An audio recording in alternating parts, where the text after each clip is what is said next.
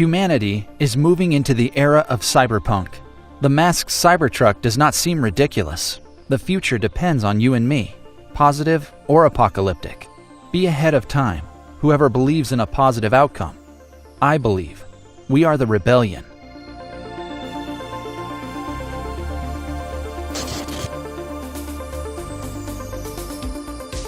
My name is Alexander Krivoshea. I'm an engineer, inventor, and product designer. I love cyberpunk computer games, and in real life, I create complex mechanisms.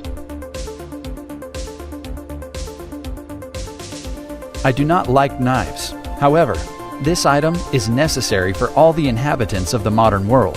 Creating a cyber device was my dream, and a year ago, I decided to implement it.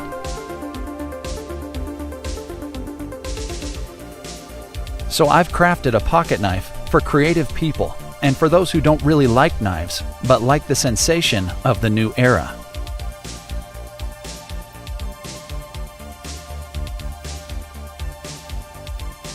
The situation in the world is changing with fast progression, but Inertix goes ahead of the time, and its product is in the spirit of time created for the present. Support us on Kickstarter. Stay safe and creative.